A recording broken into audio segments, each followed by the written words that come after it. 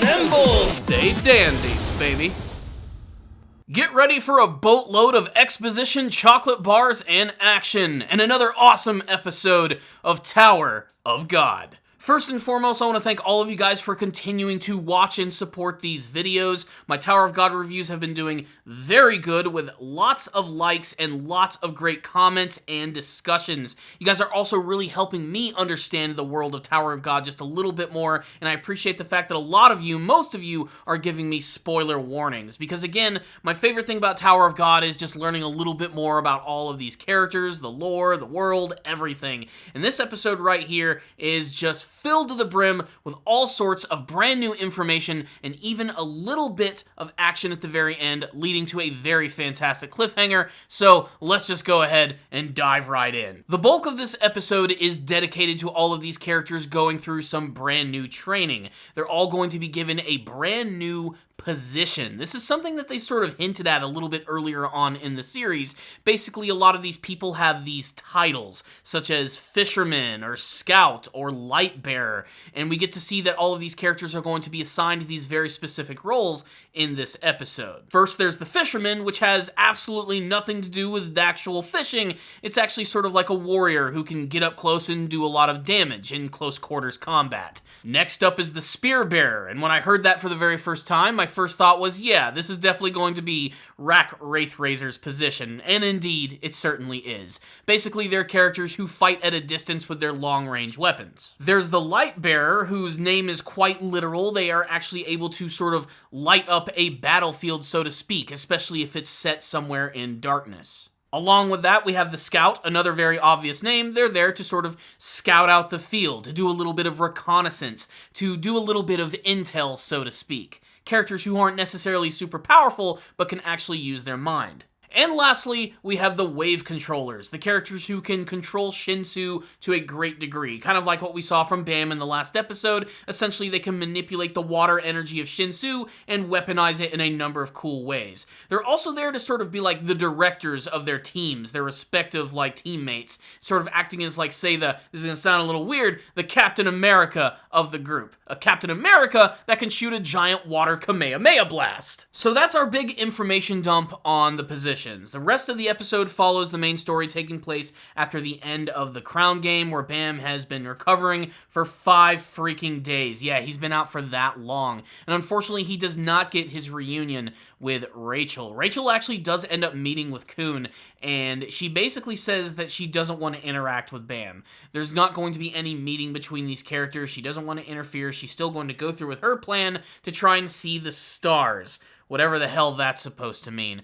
Khun decides that he's going to lie to Bam just a little bit here, as he doesn't seem to want to see him go through some of the same things that he went through, telling Bam that this is not actually Rachel, it's someone else who just so happens to resemble her. Like I said, and as the episode implied, Khun doesn't seem to want to hurt Bam. He seems to want to protect him from the heartache of what's going to really happen if he does end up meeting with Rachel, and I'm still really curious as to why all of this is happening. But before you can even think about that, boom, we just have all of these other characters return, and even the formal introduction of some of the others. What is interesting here is that some of these characters actually have very specific missions and training to actually go through, and I do love that we're finally starting to see all of the different teams interacting with one another and kind of basically being buddies at this point, with Shibisu sort of being sort of the olive branch for all of this. You get a great scene of Shibisu and Hots actually meeting Khun and Bam, and I immediately love it, as there is of course a little bit of tension between Hots and Khun, and I'm not sure really why it is, outside of the fact that he just doesn't seem to like the cosmetic design of Khun, but it is played for laughs. We also get to see them interacting with a lot of the other characters in the series, and we also get the formal introduction of that one creepy girl from the Crown Game who seems to have some sort of problem with Anak. She goes by the name of Endorsi, and she just so happens to be, as I predicted, another princess of Zahad. Is it Jihad or Zahad? I hear them saying Zahad. I don't know. J's and Z's are really weird in the Japanese language. But the formal introduction of Endorsi also means that we're going to learn a little bit more about the princesses. It's already been implied that they all come from these different families, which are actually a part of like this massive organization. Like Anak comes from her very own family, Yuri comes from hers, and then of course Endorsi is an entirely separate one. They're all sort of like representative princesses of this entire Zahad kingdom. And as you would expect, there's a little bit of tension between all of them. Case in point, the big rivalry between Anak and Endorsi. But before we get to that, yes, there's actually more stuff here. We get to see that all of the characters are going through their respective training,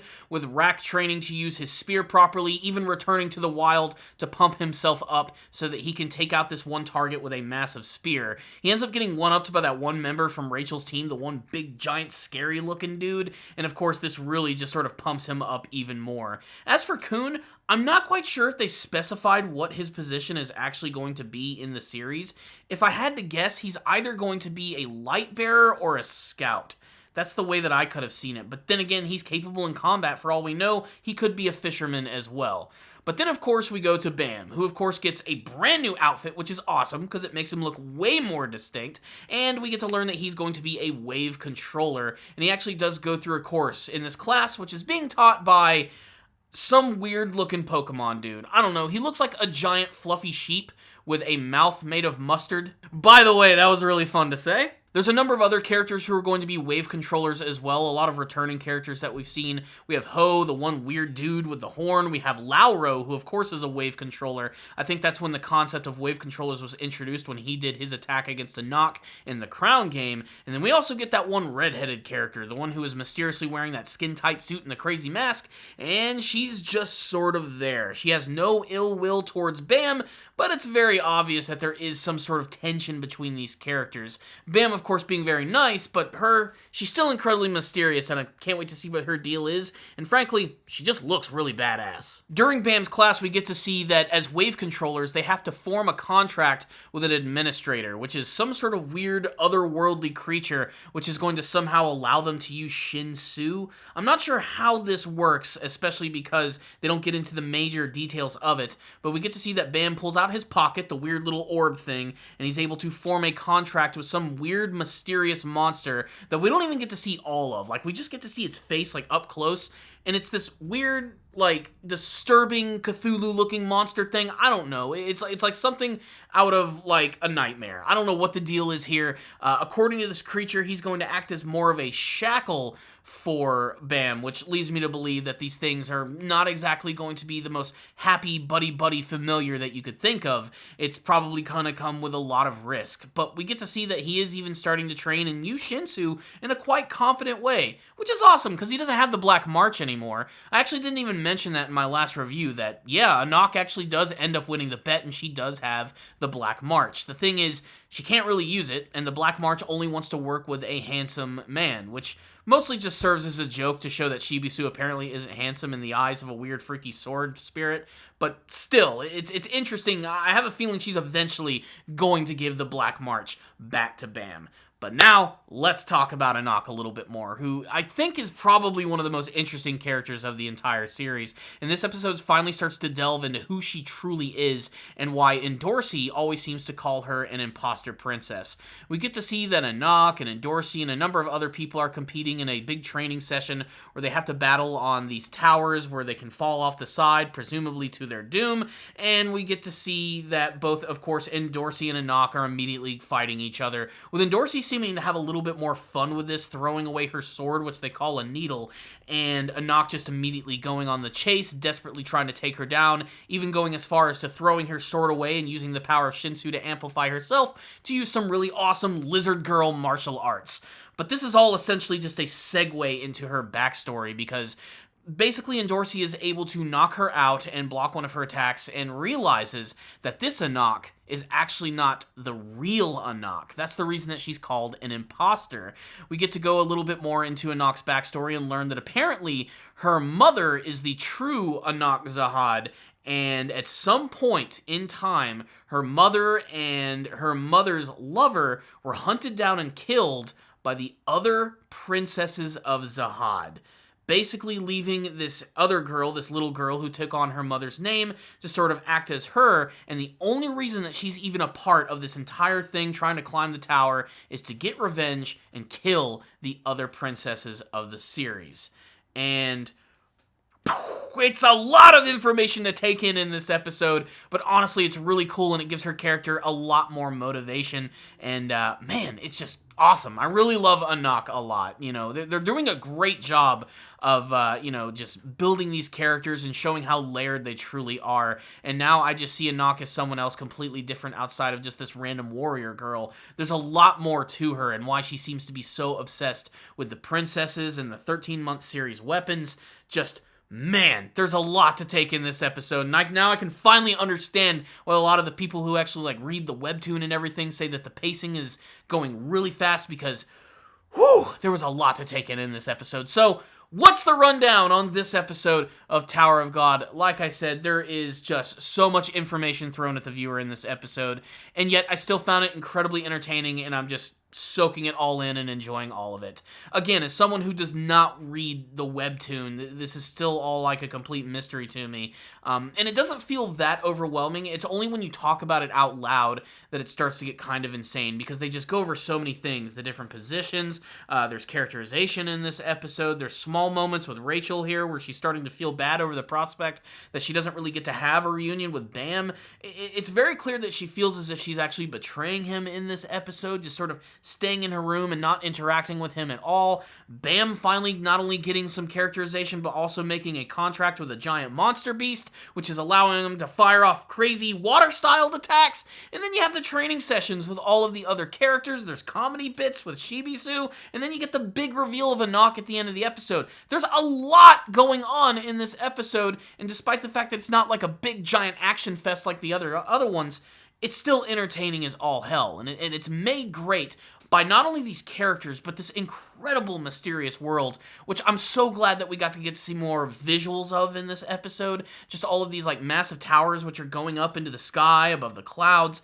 Everything is just so visually interesting in this show that it's hard not to get sucked into it and wanting to learn a little bit more about like how this world actually operates. It's completely alien and familiar all at the same time, and luckily it has consistency. Since the beginning of Tower of God, the beginning of the season, everything has continued to look good. The animation, the artwork, the character designs, everything has been incredibly solid, diverse, and amazing.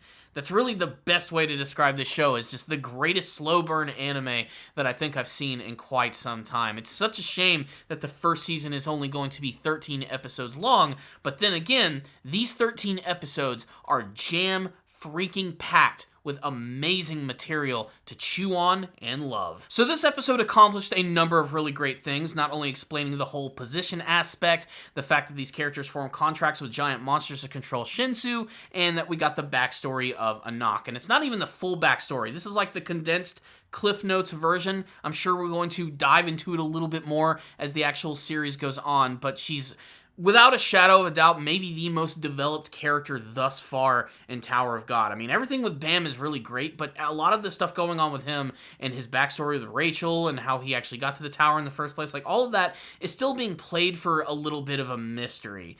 Anak is the character who has really been impressing me ever since her formal introduction and since she started getting into battles. I just want to learn so much more about her and the connection to the other like different families and princesses and how this is all going to lead into this whole Zahad Empire thing.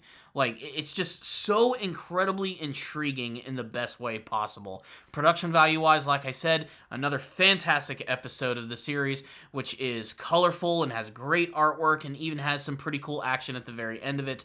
There's a lot to love about this episode of Tower of God, which is why I'm going to give it another 5 out of 5. This is, without a shadow of a doubt, the best anime of the season, and something that all anime fans definitely need to check out. I can definitely see this going down as one of the most popular anime of the year, and definitely is a huge cult classic kind of show. So yeah, loved this one right here. You got my thoughts on this episode. I want to hear yours. Tell me what you thought about it all in the comments section below. The introduction of the positions, Bam recovering and meeting his giant contract monster, the backstory of Anak, the formal introduction of Endorsi, and what else you want to see from the future of Tower of God. Let's discuss all that and this episode in the comments section below. Thank you guys so much for watching this review. Please subscribe to the channel for more reviews just like this one. If you did like this video, hit that like button. Do it right now. Use your Shinsu, use your needle, use whatever it takes to hit that like button. It helps out these videos tremendously.